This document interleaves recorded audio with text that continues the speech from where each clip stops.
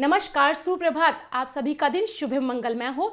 स्वरूप आयुर्वेदिक क्लिनिक के रोजाना के सुविचार के पथ्य अपथ्य की इस श्रृंखला में आज दिनांक 10 मार्च 2021 को हम आपके लिए लेकर आए हैं आज के टाइम की बेहद कॉमन लाइफस्टाइल डिसऑर्डर यानी कि हाई ब्लड प्रेशर यानी कि हाइपरटेंशन में क्या पथ्य है और क्या अपथ्य है। यानी कि हाइपरटेंशन यानी कि हाई ब्लड प्रेशर हो जाने पर हमें किन चीज़ों का सेवन करना चाहिए और किन चीज़ों का सेवन नहीं करना चाहिए, इसके बारे में हम जानेंगे आज इस वीडियो में। तो चलिए आइए जानते हैं थोड़ा सा डिटेल में इसके बारे में। देखा जाए तो जो हाइपरटेंशन है यानी कि हाई ब्लड प्रेशर है, ये आज के टाइम की बेहद कॉमन लाइफस्टाइल डिसऑर्डर हो चुकी है। लगभग आपको हर दूसरे तीसरे घर में इसका कोई ना कोई मरीज देखने को मिल जाएगा। और एक बार आपकी मेडिसिन शुरू हुई नहीं कि बस आप होल लाइफ फिर उस मेडिसिन के ऊपर डिपेंड रहिए, रेगुलर वे में उसे खाते रहिए, चेकअप कराते रहिए। आखिर में होता है कि लेकिन कुछ लोगों में क्या होता है कि हमें कॉन्स्टेंटली जो है वो काफ़ी यंग एज से ही बीपी हाई देखने के लिए मिलता है, और कुछ लोगों में जो है कॉन्स्टेंटली उनका बीपी जो है वो लोअर साइड पे बना रहता है। ऐसा इनकी प्रकृति वश भी होता है कि उनका कॉन्स्टेंटली बीपी हमेशा हाई बना रहता है, हायर साइड पे रहता है, और कुछ लोगों का कॉन्स्टेंटली लोअर साइड पे रहता है।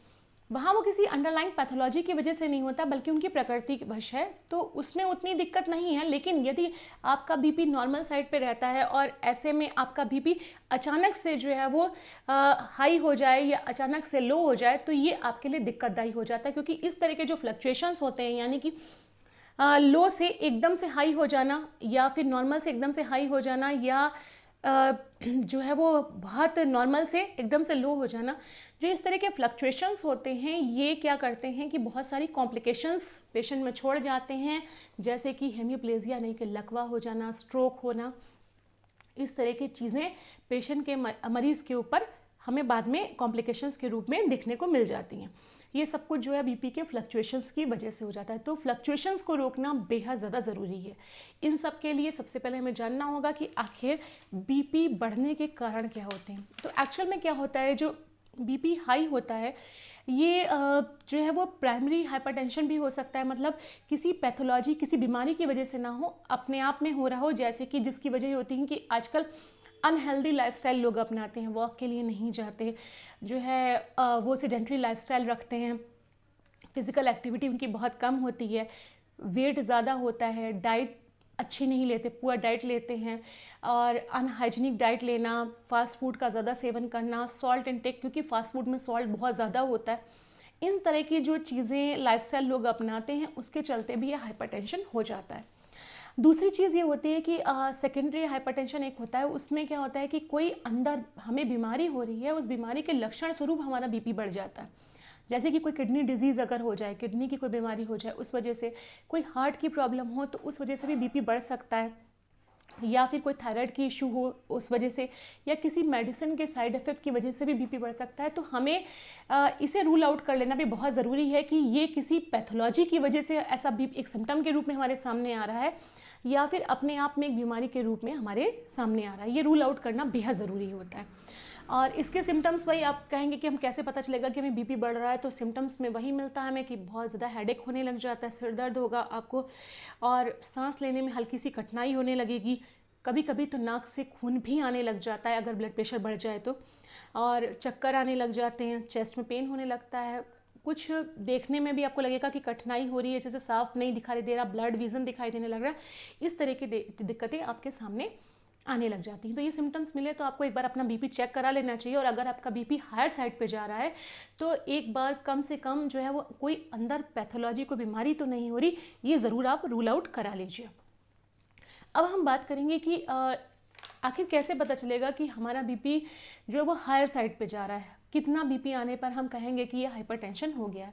तो इन जनरल क्या होता है कि जो नॉर्मल बीपी होता है वो 120 या उससे नीचे माना जाता है, और जो मतलब सिस्टोलिक की मैं बात कर रही हूँ, ऊपर वाला जो बीपी होता है, और जो डायस्टोलिक यानी नीचे वाला होता है वो 80 से कम होता है। लेकिन अगर ये 120 से 130 के बीच में आने लग जाए सिस्टोलिक बीपी, तो आप इसे यूं भी कह सकते हैं कि थोड़ा सा हल्का सा बढ़ गया है, या फिर नीचे वाला जो है वो हल्का सा कम हो जाए।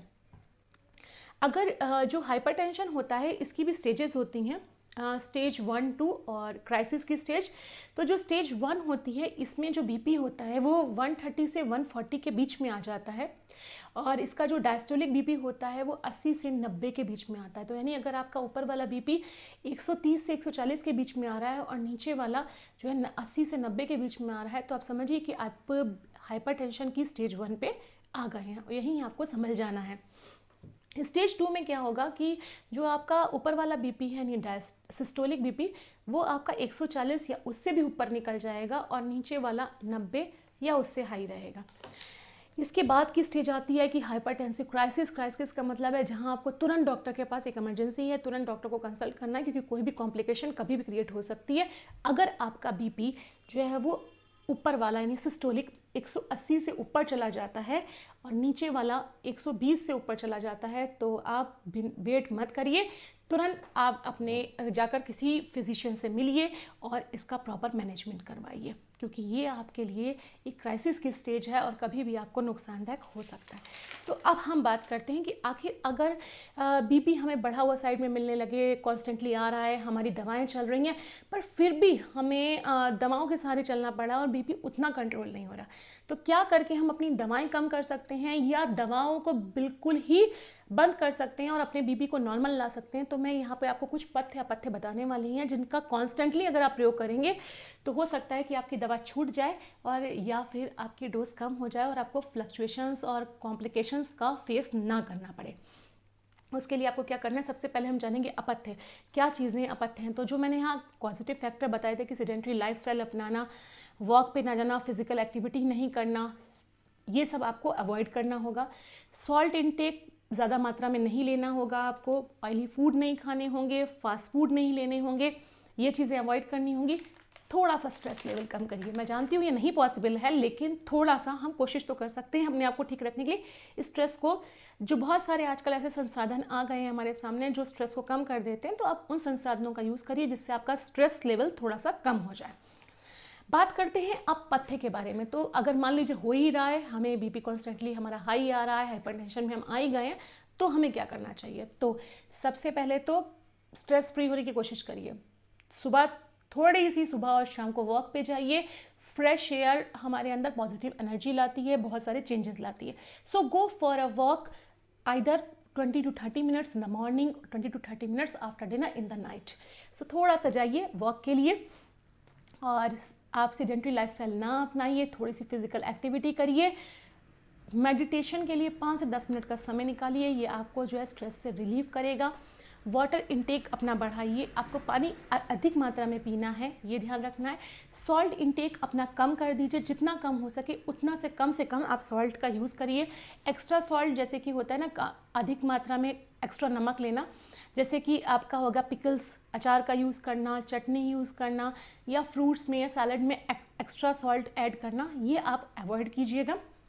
इन सब के साथ साथ आप अपनी सब्जियों में प्याज की मात्रा बढ़ा दीजिए। ध्यान से सुनिएगा, मैंने आपसे कहा है यहाँ पे प्याज की मात्रा बढ़ाने के लिए आप 1 से 2 प्याज खाइए, हो सके तो कच्चे प्याज का यूज़ करिए।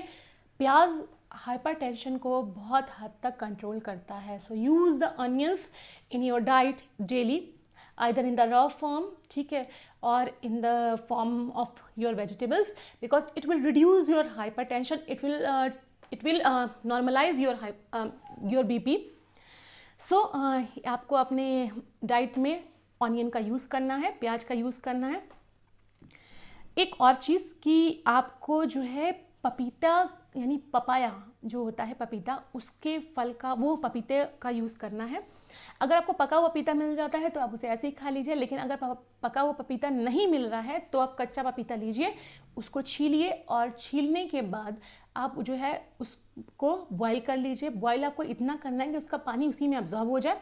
देन उसमें आप चीनी ऐड करिए, बट रिमेंबर अगर आप डायबिटिक हैं तो डोंट यूज़ द शुगर, आप चीनी का यूज़ नहीं करेंगे। लेकिन अगर आप डायबिटिक नहीं हैं तो चीनी उसमें ऐड करिए और इसे डेली 1 से 2 पपीते आप जो है कम से कम 2 से 3 महीने खाइए और फिर मुझे बताइए कि क्या इस ऑनियन का यूज़ करने से, इस पपाया का यूज़ करने से आपका बीपी जो है नॉर्मलाइज हुआ है या नहीं हुआ है। तो ये कुछ चीज़ें हैं जो टिप्स हैं, अगर हम इन्हें अपने डेली रूटीन में, घर में यूज़ में लाते हैं तो हो सकता है कि हम बहुत हद तक अपनी दवाओं से बच सकें, हो सकता है कि हमें दवाओं का यूज़ ना ही करना पड़े और हम अपनी बीमारियों को अपने से दूर रख सकें। So again I will say, मैं हमेशा आपसे कहती हूँ कि आप हमारे दिनचर्या के सुविचार की श्रृंखला से हमारे साथ जुड़े रहिए, अपनी दिनचर्या बदलिए और स्वस्थ रहिए। धन्यवाद।